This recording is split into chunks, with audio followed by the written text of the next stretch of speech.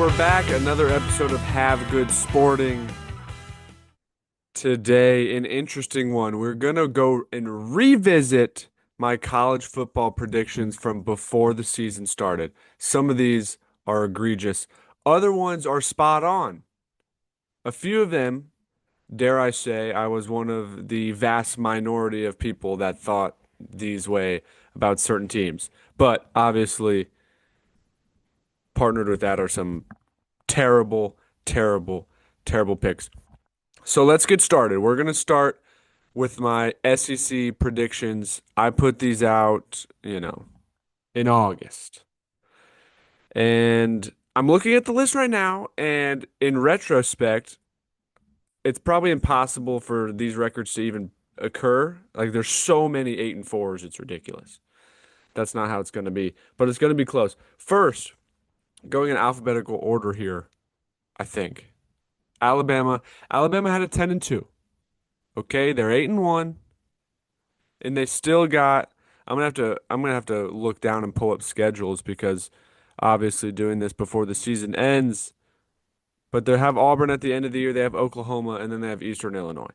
So they probably win out. Well, Oklahoma this year, if they're gonna lose one, it'll be Oklahoma. That would get them to 10-2 if they win the other ones.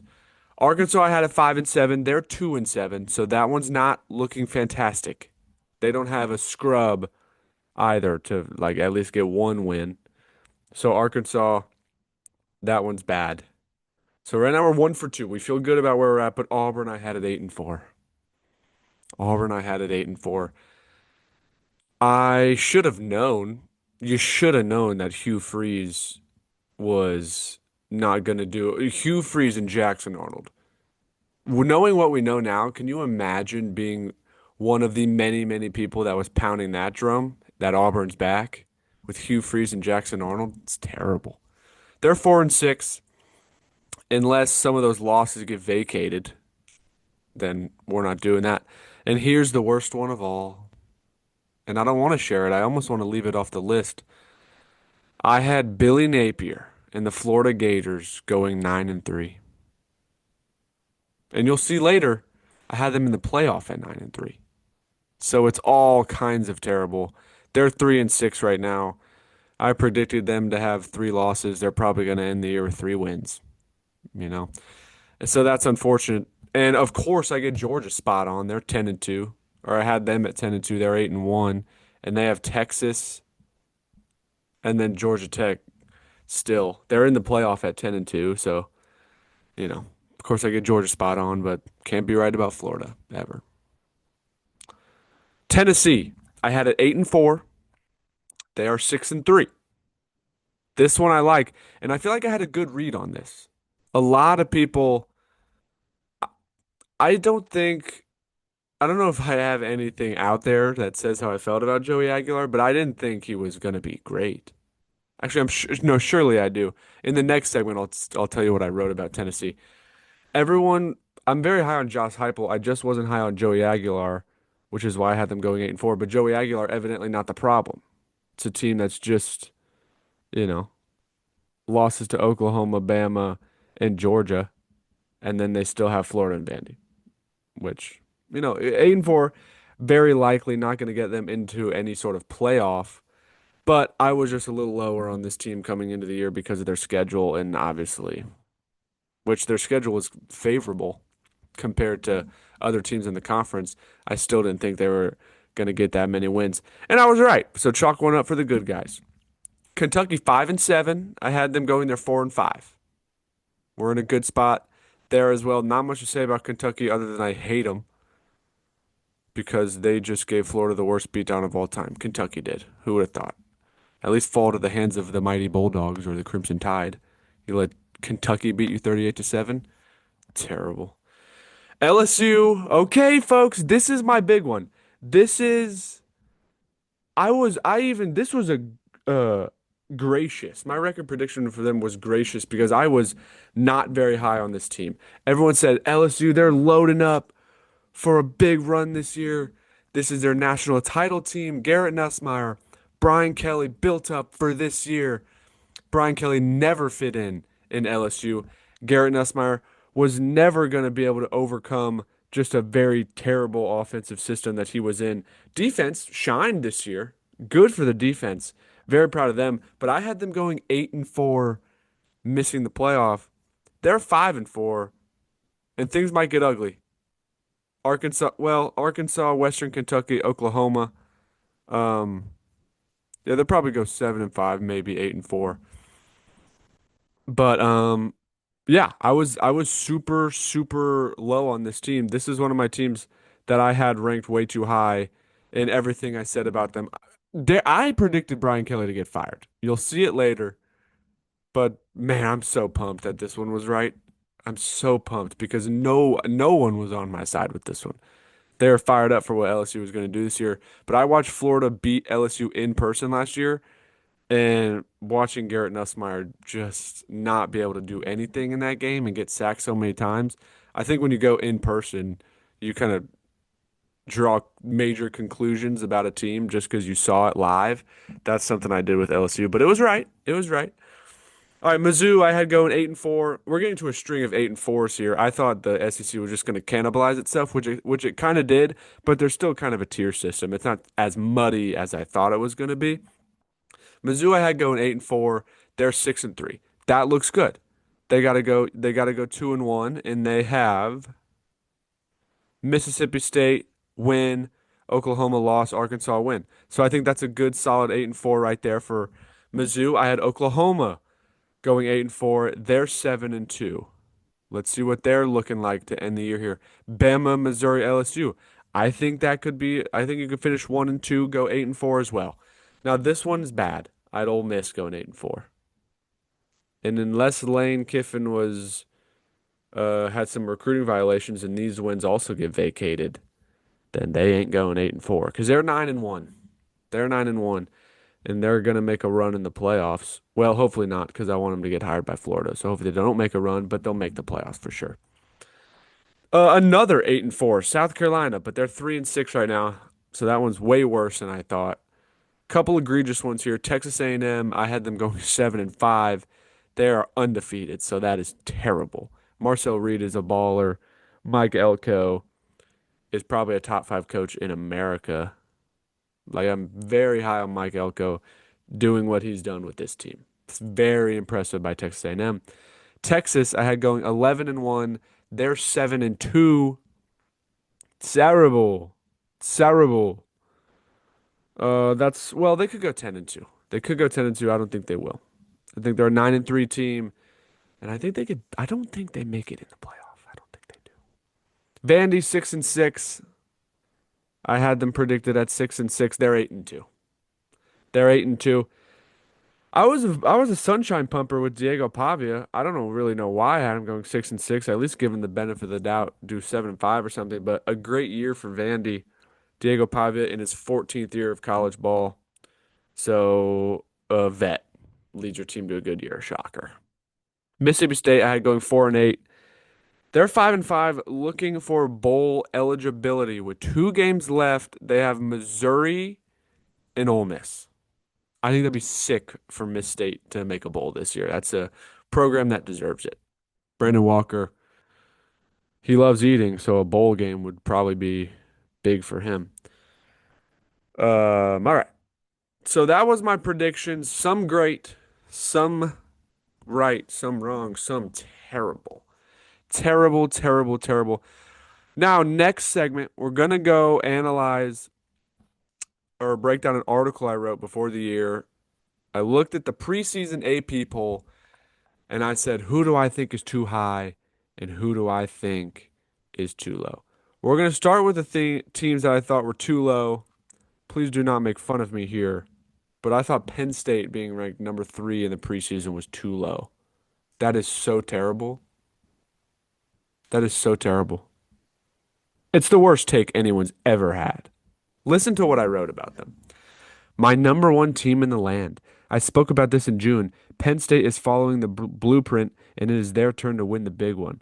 Like Michigan in 23 and Ohio State in 24, all of the Nittany Lion eggs are in the 2025 basket. Drew Aller, Nick Singleton, and Katron Allen are the best backfield in America. Aller has weapons. Jim Knowles will lead another stout defense after just winning a title with the Buckeyes, my current national championship pick. Oh my God, Jack. Oh, buddy. Oh, buddy, and you want to make it in this industry? Not a chance. Not a chance. What? A little bit of redemption. Too low. Indiana, number 19. I looked him up, and he does win. I do not think Kurt Cignetti's squad was a fluke last year. Indiana not only become a good team, but it has also somehow adopted a villainous role. Those who thought Indiana's run was the product of an easy schedule will not be happy when they see the Hoosiers' schedule this year. They really like Fernando Mendoza up in Bloomington. Signetti and Mendoza will manage a lot of new faces on offense. However, returning star defensive Mikael Kamara, Aiden Fisher, and D'Angelo Pons mean the best players will be back from all three levels of the defense. They will lose to the teams they're supposed to lose to, but beat the teams they're supposed to beat at number 19 in the preseason poll feels fractionally low. I was actually very wrong about that bottom half. They're just steamrolling everybody. They're just steamrolling everybody. Too low, Georgia Tech, unranked. I'm a beast. I'm a beast. I'm the best. Okay. We have one in the too low section. An egregious miss on Penn State, but we go, well, we're actually too we'll call it even. Not only is Georgia Tech not ranked in the preseason poll, but it has also received only 27 votes. Atlanta is ready for the hometown team to reclaim the city from the Dogs. Haynes King and Jamal Haynes make up another legit backfield. Outside of Clemson and Georgia, I like Georgia Tech to slip up only once, go 9-3, and certainly end the year inside the top 25. However, if they can take down one of the big boys, things could get really fun. Am I am I the Georgia Tech whisperer? That's great. I thought Clemson was ranked too low, number 6. That is awful. I thought Oklahoma being unranked was also too low. That's good. So we go 3-2 there, which is good. Now, this is where I make my absolute money. The teams that I thought ranked too high, LSU at number 9, and listen to what I say about the Tigers in the preseason. A top 10 preseason ranking for the Tigers means they just need to hold serve for a playoff spot. They also have a lot of big names at home, and historically, LSU quarterbacks starting in their second year tend to win Heisman trophies. So everything is looking up for the Tigers, which means it could all come crashing down.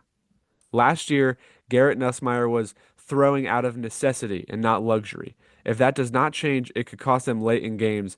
I think the Tigers drop another opener to Clemson was not correct. I also think a team like Florida and South Carolina can get one from them at home.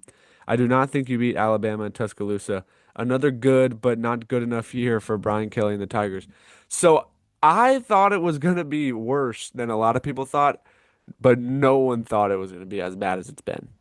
But was pounding this drum in this article. I literally say if they don't fix some things, they're not gonna be who we think they're gonna be. If they don't fix some things, and Brian Kelly wasn't the right fit, he gets fired. Man, is that good? I love that. That's so good for us. Look at us predicting the future. Now this one was bad. Ole Miss has yet to meet high expectations they have earned. How many years in a row can you succeed with a transfer-heavy roster? Ole Miss has to rebuild after losing 8 draft picks, their most ever. Austin Simmons is really good and really, really young. He is a redshirt sophomore, but only 19 years old. Simmons needs to get off to a hot start, then try to just hold on. A top 15 ranking is generous to start the year, but ending it ranked is an accomplishment. Jack, you are terrible once again. But we recover. We recover because we say Tennessee's too high. And they were only ranked 18th in the preseason. So if they like, I think a lot of people would, if they were top 13, top 10, we would have been okay. Let's pump the brakes on Tennessee a little bit. But they only put them 18. I still thought that was too high for the Vols. I said this about them to begin the year. Lots of SEC teams are getting the benefit of the doubt to start the year. Recent success in a tough conference helps with that. This team will not look like a Josh Heupel team.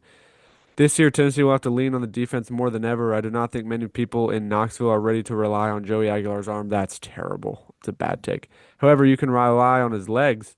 Well, that's right. That's right. Even after losing Dylan Sampson, Tennessee will work off the ground game, relying on Aguilar, Deshaun Bishop, and Peyton Lewis. The schedule is not impossible, but it does include some impossible games. I think Josh Heupel keeps this team in the top 20. I think Josh Heupel keeping this team in the top 20 would be a coaching masterclass. So I was evidently very low on Joey Aguilar. If you show me where they are now, I would be like, oh, I was probably right about Aguilar. But Aguilar's been great. So it's very unbelievable, kind of, that Tennessee is down at 24 this week, I believe. So yeah, I think it's just a hiccup for Tennessee long term. I think it's just a bad year. This was not like Aguilar's not like your future at quarterback. He was just you traded Nico for Aguilar just for the year. So it's not terrible. I had them going 8-4. I mean, they probably go 8-4. So, you know, just average. You kind of go, okay, next let's get next year here already. I thought BYU was too high. That's terrible. I thought Auburn being, even though they were unranked, I thought that they were too high. Look at that. I was right. Man, that's good. That is so good. But now we're going to get to the ugly bits of this episode. We are going to revisit my preseason playoff predictions. This is where it gets muddy. I'm going to pop the picture of it on the screen for not the whole segment. No, I'll put myself through the torture of looking at it for the whole segment. All right, three, two, one. You guys ready? Oh my God. Penn State beating Texas in the national championship. Clemson in the Final Four. Oh my God. This guy's terrible. Oh, it's so terrible. All right, let's look, but let's go top to bottom, far left. Georgia Tech, I had in the playoff. They're 10-2 Tech. Really, they're definitely in if they beat Georgia. That has game of the year potential because Haynes King is going to play harder than he's ever played, and he's already a warrior. Um, I had them playing Georgia in the first round. I think that is just being from Georgia, the state would collapse if that happened. It would be such a fun game. I had Georgia beating them in that game, but had Ohio State down here at what? That's like the 8 or 9 seed. I think that works out to be playing Arizona State. I had Ohio State winning, so I had Ohio State in the final 8 teams. That's obviously how it's gonna end up happening, but the way they get there was unexpected. And Arizona State, just a buffoon pick. Only a buffoon would put them in there. Also, only a buffoon would put, now that I'm looking at this, only a buffoon would put Navy in the playoff. Navy and Notre Dame play in the regular season. And you think that Navy's just going to make the playoff and play Notre Dame again? What are we doing? Then I have Notre Dame beating them in the playoff, too. It's like, what did you think was going to happen? Then I had Oregon. That's the Oregon is kind of that's where they're going to end up, that part of the bracket there. They lost to Indiana. So now after they lost to Indiana, being top 4 was kind of out of the question, but dropping out of the top 12 was also out of the question. So they're kind of in this honestly really comfortable scenario between 5 and 12 where you can kind of float back and forth depending on how you perform, but knowing you're still in the playoff no matter what. It's a great place to be for Oregon, actually. I like this spot. I think they can kind of coast the rest of the year. I had them playing Florida, and I don't want to talk about it. And I had Florida beating them. I also don't want to talk about it. But I got my act together, and I had Texas beating Florida in the de facto Elite Eight. I had Penn State beating Georgia, which is just it gets so much more terrible the further into this bracket you get. I had Alabama beating Ohio State. I think that would be such a fun game if we get that game in the playoff. And it's not out of the question that Alabama does beat Ohio State. But if you're putting money on someone to win it all, I think the only confident play is Ohio State. I had Clemson beating Notre Dame. Terrible, terrible, terrible. Texas beating Clemson, though. That's like, if Texas makes the playoff, they're so dangerous. They're so dangerous if they make the playoff. I think there's going to be a lot of so Texas probably if they make it is somewhere but is the 11 or 12 seed. I'm telling you the how does this work? Who plays the 11 seed? Like the 7 any team that has the potential of facing Texas in the playoff does not want to. I can assure you of that. Everyone every team in the playoff that is, or every team in contention that is not Texas would be very, very happy if Texas does not make the playoff because Texas is dangerous. I think they're dangerous in the playoff. I do. But you look, I had Penn State and Texas playing for it all, which is, mm, it breaks my heart to see that. Thinking I knew what I was doing. So bad. So bad. It's so bad that I don't even want to talk about it anymore, so I'm just going to wrap the episode up. Thank you for watching. I think it was okay. I think this was a good, solid episode. It's always fun to quality control yourself, go back and look at what you've done prior and say, that was terrible, or that was really good, or that was just, that was okay. This was episode, whatever. Thank you guys for watching. I don't know what the episode number is because I never get it right. Thank you guys for watching. Have good sporting. Subscribe. We're getting a little more people from Twitter over here, hopefully, maybe. So if you guys want to watch, gonna start maybe doing some high school football stuff. Obviously, some pro stuff, basketball starting. We're gonna get into it all. So keep watching. Look at all the other stuff if you enjoy it. And if you've been here, I appreciate you. Thank you guys for watching. Love you. Bye.